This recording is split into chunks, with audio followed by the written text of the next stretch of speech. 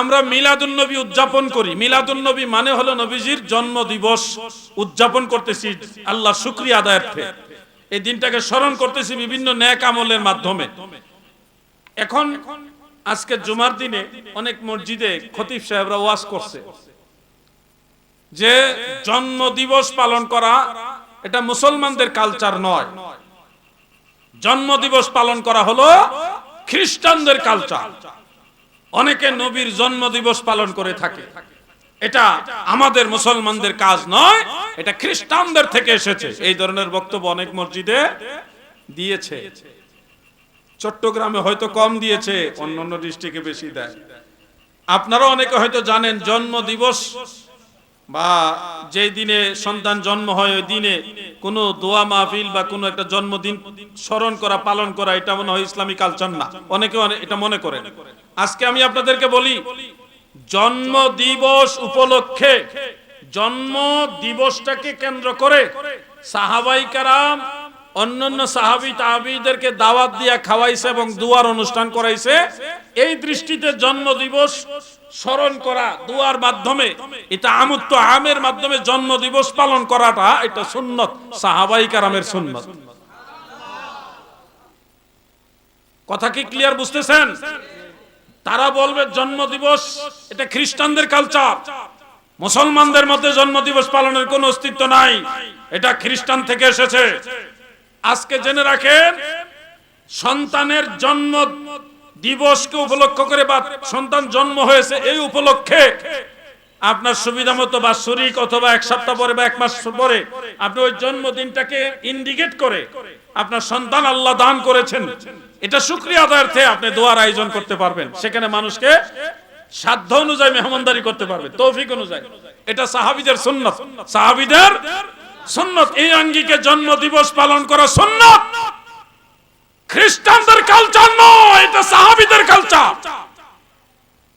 এই চট্টগ্রামে নই সাগর পারে একটা মাহফিল আমি এই ওয়াজটা করছিলাম গত 1-1.5 বছর আগে। ওয়াজ করার পরে কোন চ্যানেল যেন রেকর্ড করে ছাড়ছে, একেবারে যারা মিলাদুন নবী বিরোধী তাদের ভিতরে তো একবার আগুন লেগে গেছে।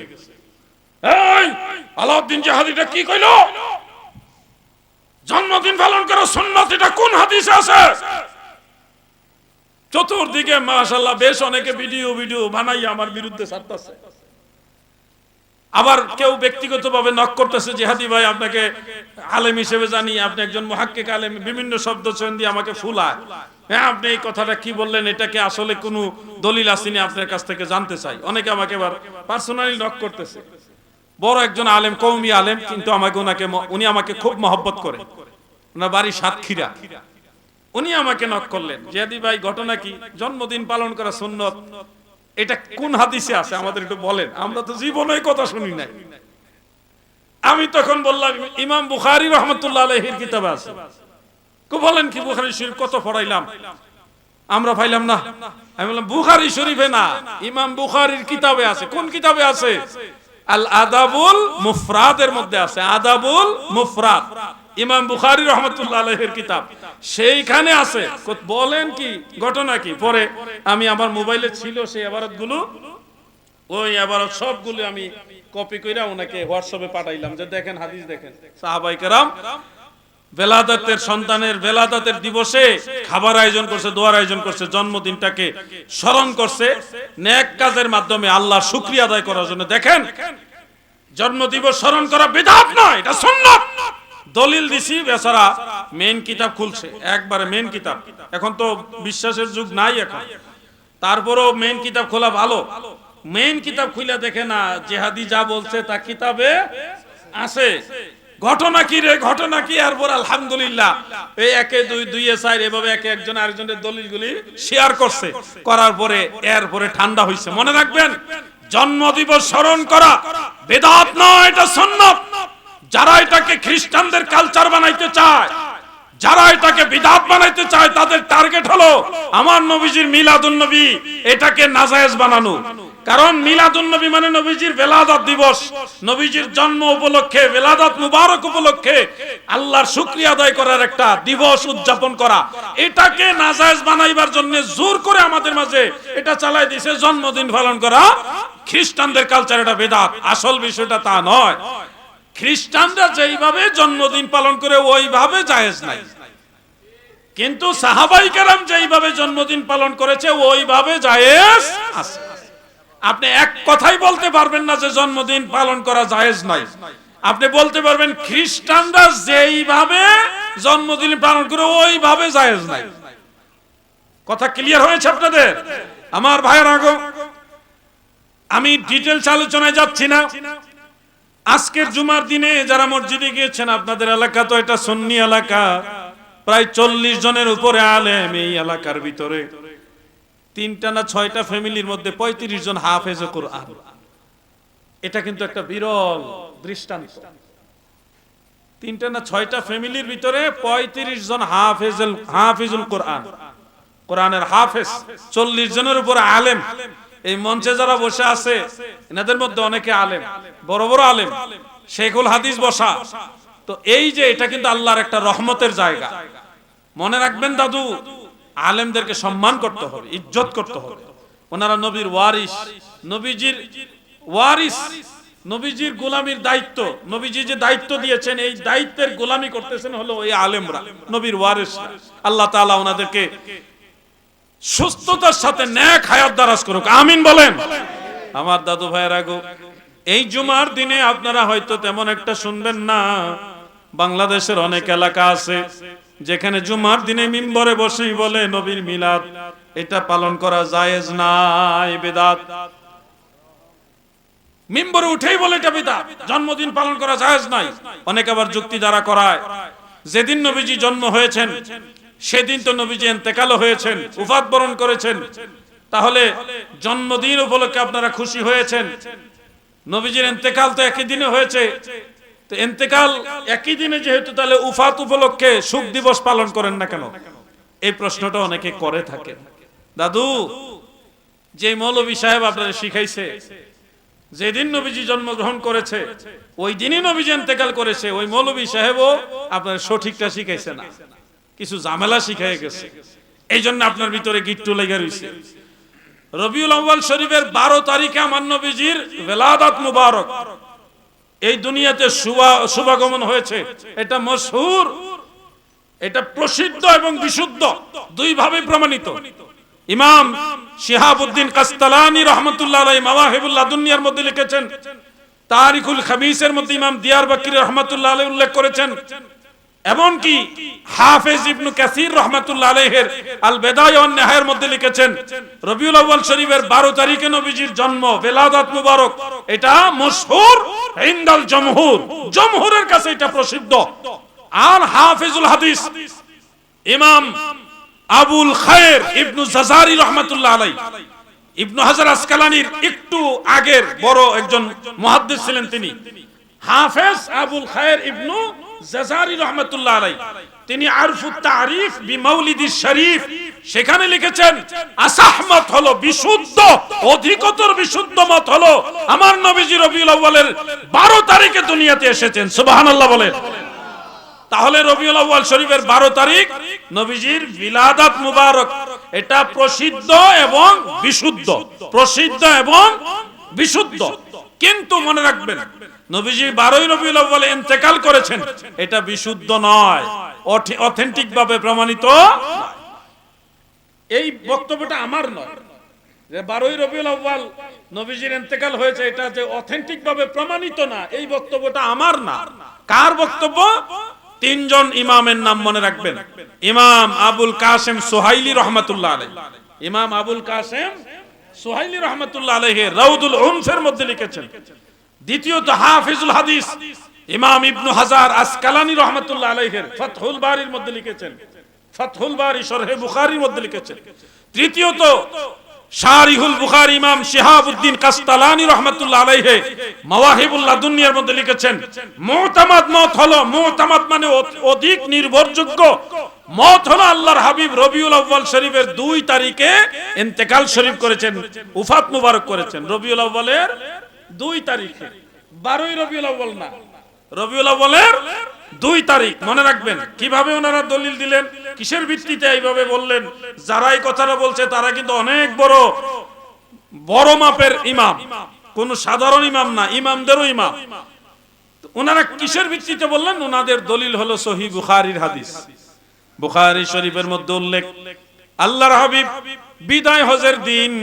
বিদায় হজের দিন আরাফার ময়দানে যে অবস্থান করেছিলেন, ওকুফে আরাফা করেছিলেন, ওই দিনটা ছিল ইয়াউমুল জুমআহ, জুমার দিন, শুক্রবার ছিলেন।